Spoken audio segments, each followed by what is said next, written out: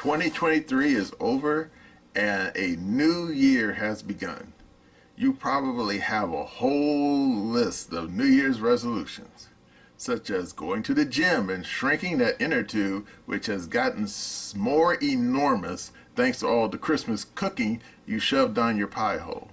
And you probably swore to treat your family and friends a lot better. Well, you can add one more New Year's resolution to your list. Hi, SA here, and when I'm not sounding like a complete knucklehead on the computer, I'm also a published author, and I have a deal for you. Remember to get your copy of Glitch, a precarious duo, and its sequel, Glitch, The Future is Unwritten. You can get them on either Kindle or paperback. Both are available at Amazon, Barnes & Noble, and other fine bookstores. The links are down below in the description. You will enjoy this crime thriller tale of a kidnapped teen model and a reluctant jewel thief who are on the run from the law while on the treadmill at the gym. And I'm not just some one-hit wonder either. I have more books coming down the pike, so as long as I don't die in my sleep. Stuart? Stuart?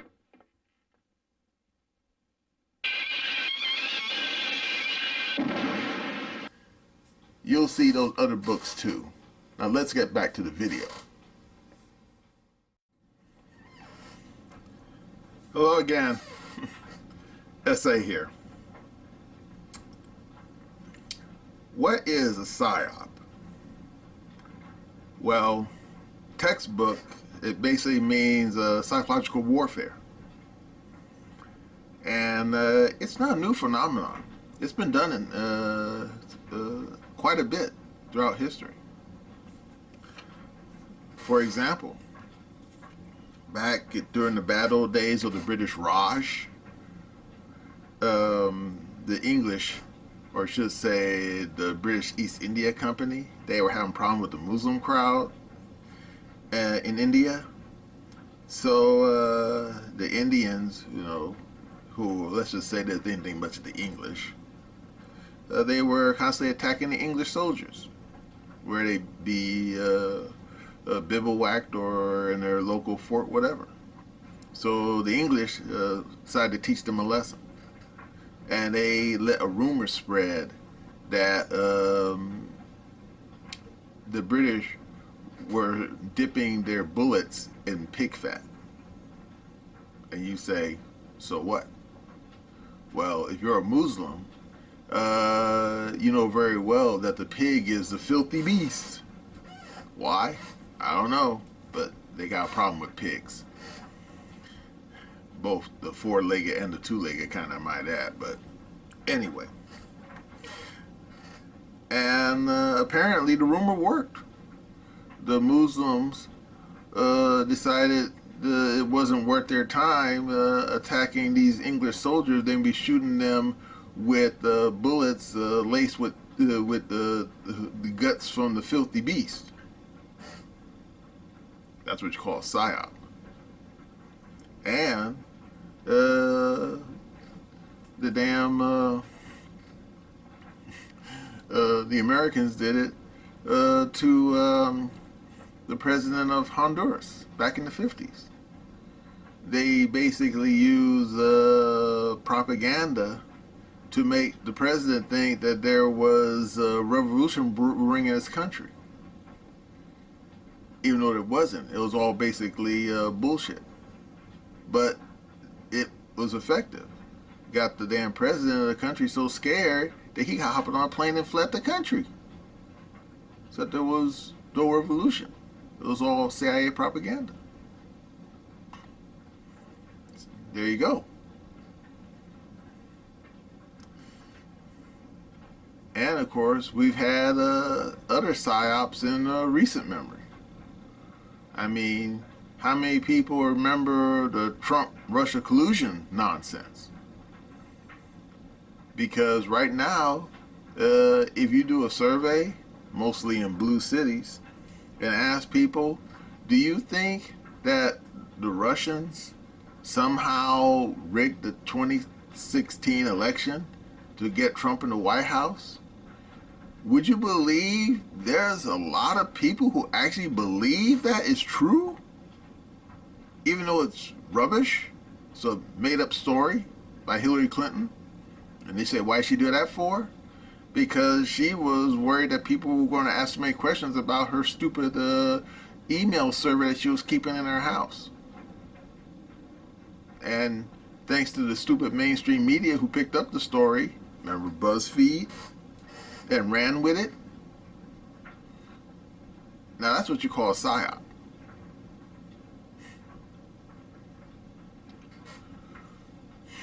But this video is not about psyops in general.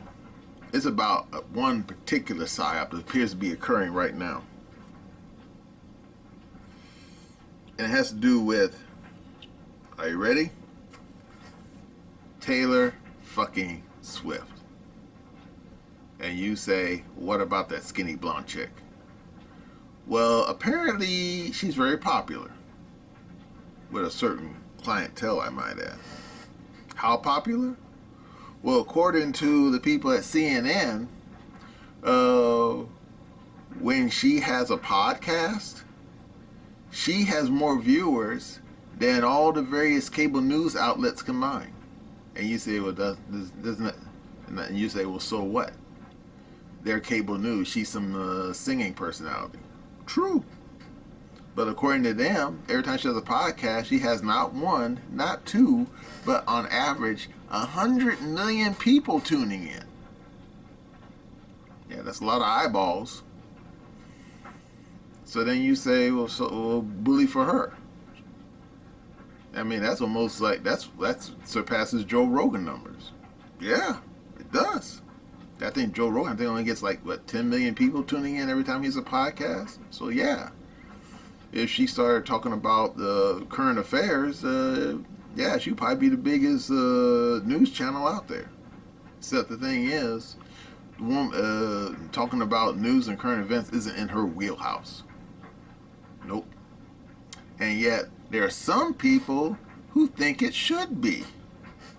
Who indeed.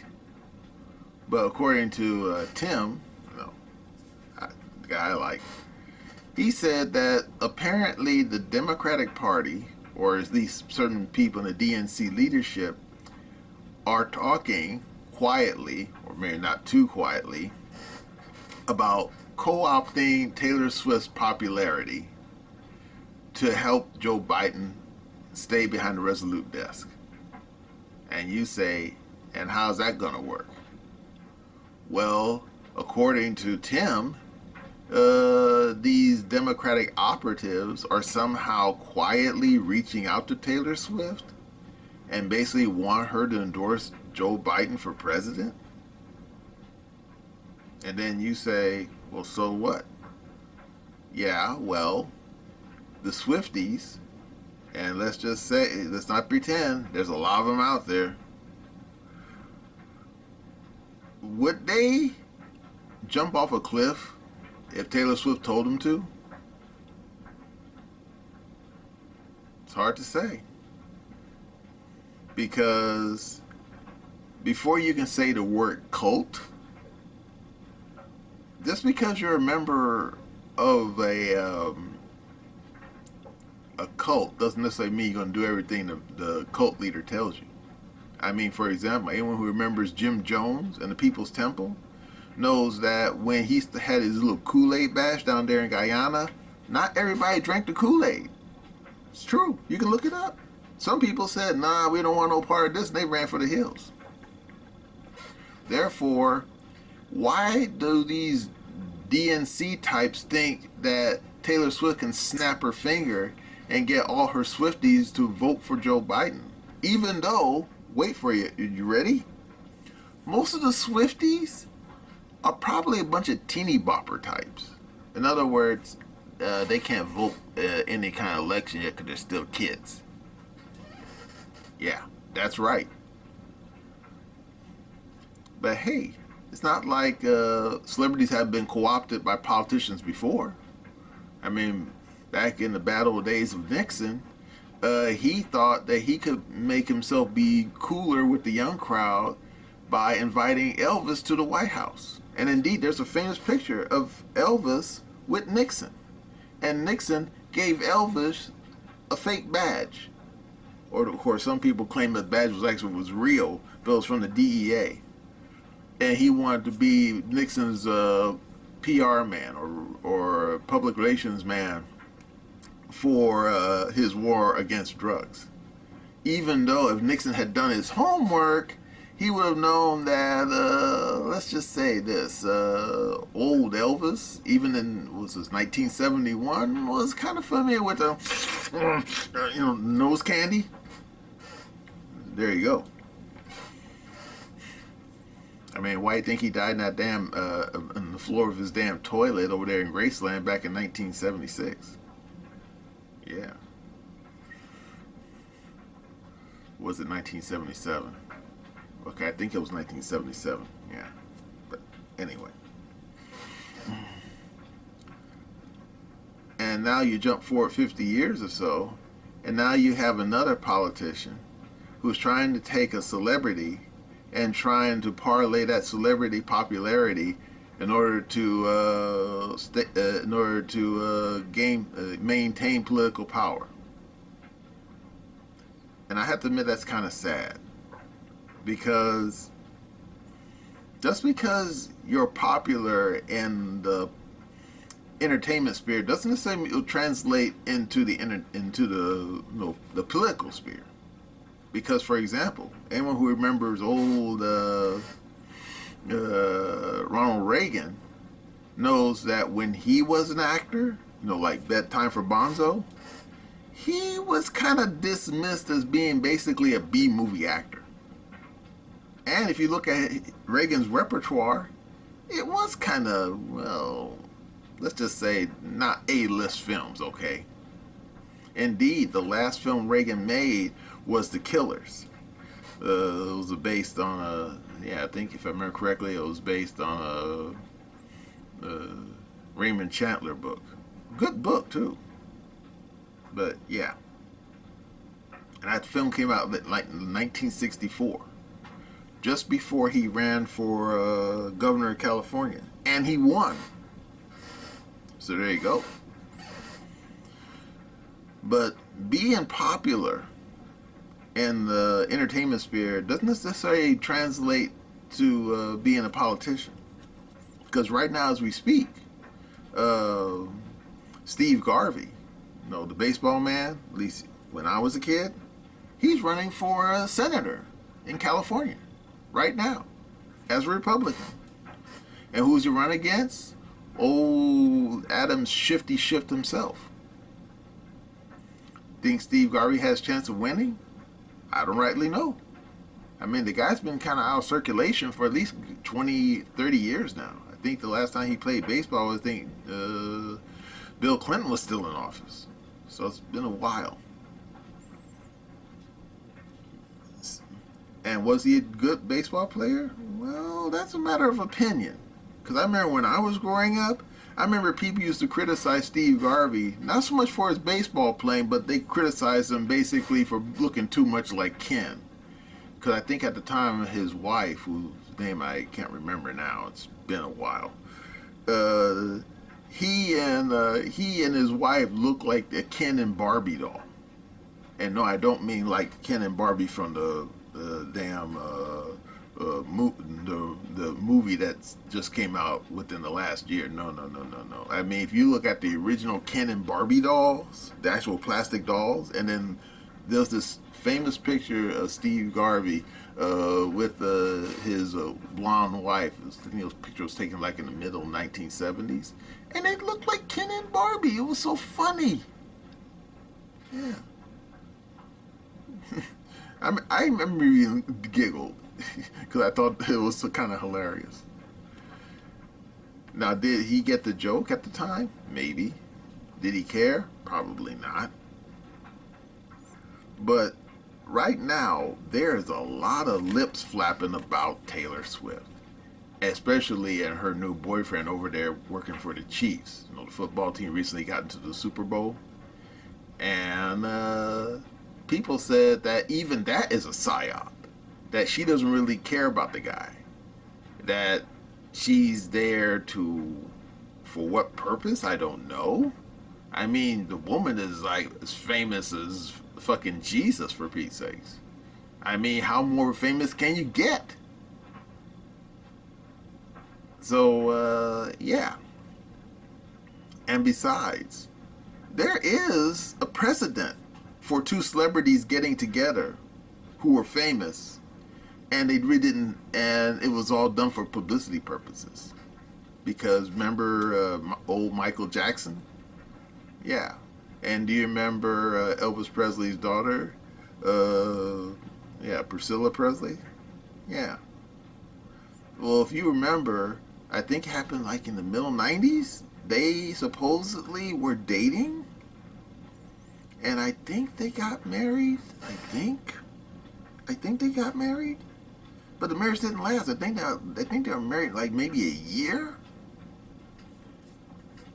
And people were talking about they were some kind of power couple.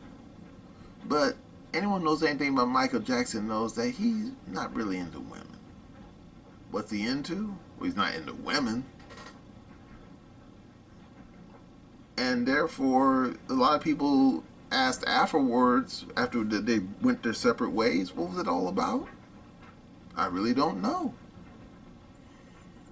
I honestly don't know.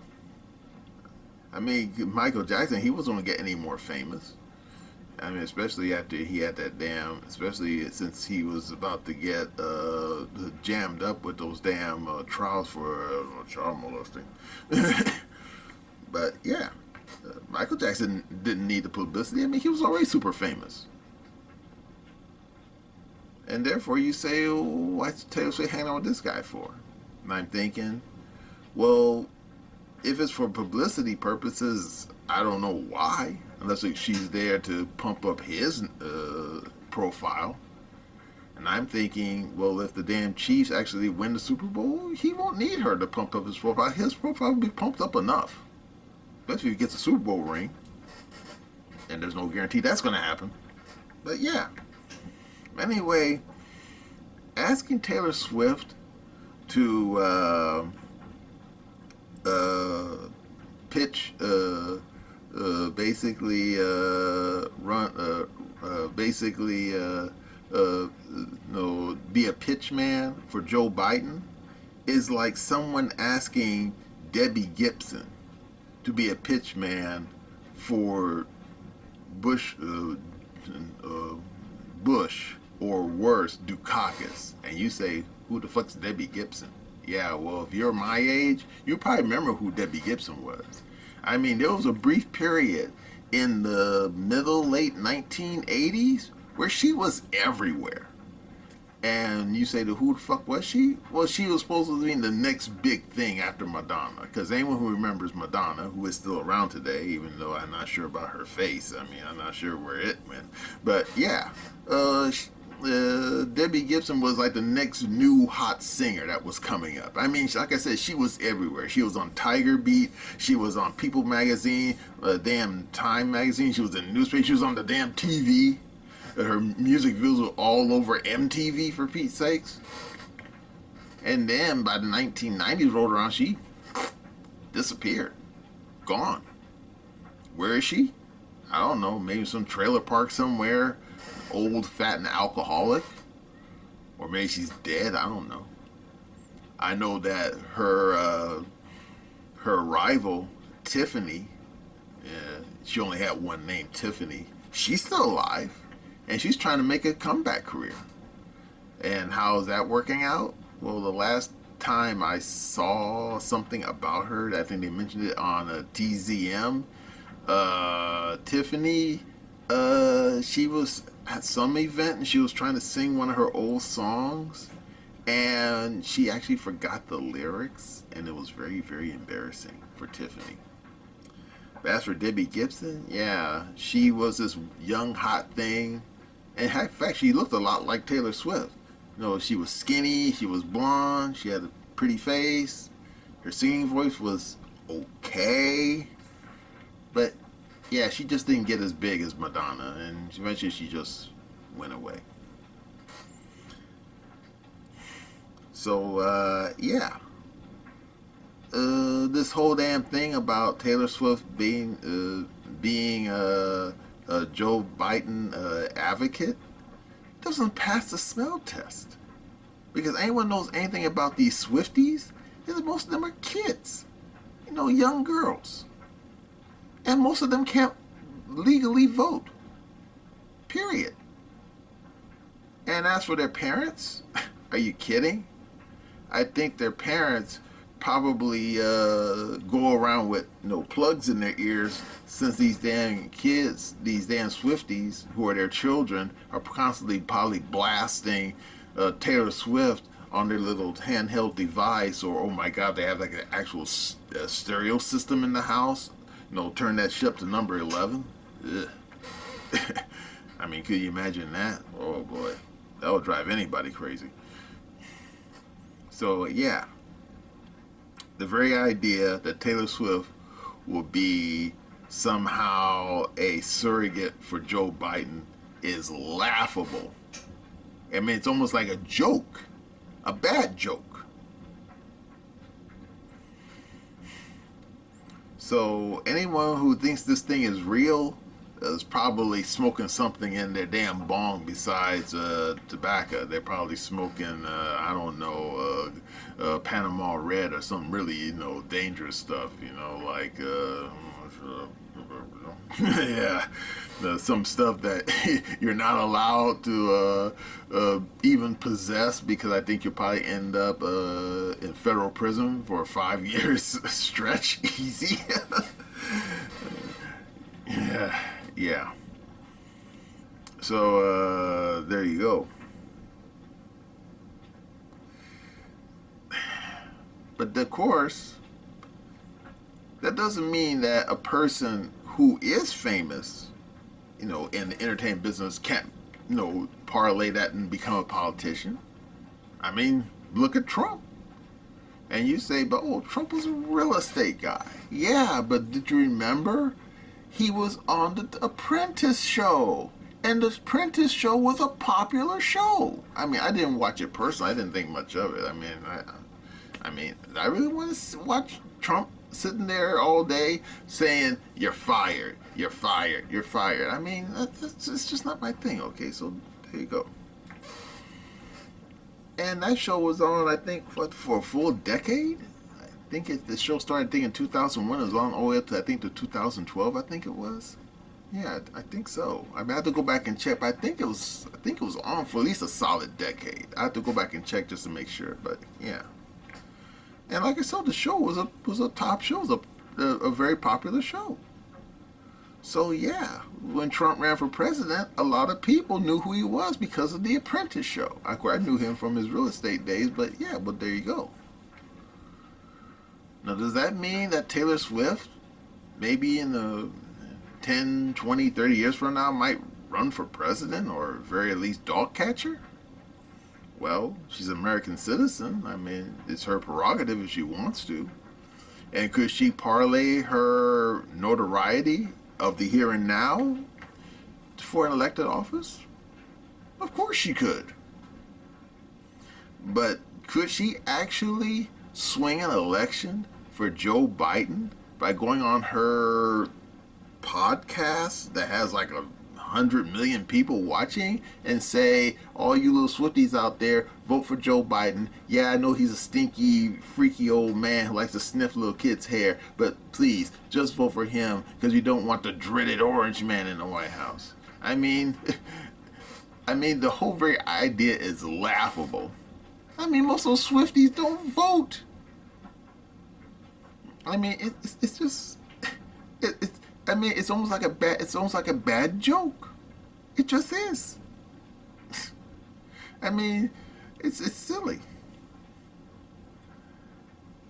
In fact, that damn girl, I think her name Veronica Rodrigo. You probably don't know her. She used to be with the Mickey Mouse Club or Disney Channel. But yeah, that Filipino chick, cute chick, I have to might add. Back when the coup was still in full swing, this was like back, to 2021. Joe Biden asked her and a bunch of other, media types to tell people to go and get get the damn the shot, for the vaccine. Now, did anyone actually do that? I don't know, because I don't think anyone ever saw any stats about whether Rodrigo and any of these other, influencers influence anybody to get the shot. I mean, because back then, when the coup was in full swing, you had basically had two kinds of people. People who were going to get the shot regardless, and people who said, nah, I don't think I wanted that nasty stuff in my veins. No, thank you. And I mean, that's just the way it was. So, yeah, just because some clown who's some kind of, celebrity, or worse, some kind of, oh my God, some TikTok influencer, ugh, sitting there telling people to get the shot, to get the vaccine back during the coup. I mean, do you really think anyone would listen to those people? I mean, it's one thing to look at some stupid Instagram model, showing her ass. But would you actually listen to this skanky hoe if she told you to go out and jump off a cliff? Probably not. So yeah. Of course you do have idiots. I mean, there's a joker in every deck, as my mom once told me. So of course you're going to have at least one knucklehead who, if Taylor Swift say, hey, jump off the cliff, they'll do it because they're dumb. But guess what? Just because you have one dummy in all those Swifties doesn't mean that you have that kind of control over people. In fact, it reminds me of a great scene from Conan the Barbarian. And I ain't talking about the I'm talking about the original, one with Schwarzenegger. There's a great scene where James Earl Jones playing Thulsa Doom, the head of the snake cult. He was talking to Conan, who he had captured, and he was telling him the power he had over his people. And he pointed to some woman on a cliff, and he told her, come, my child. And the woman jumped off the fucking cliff.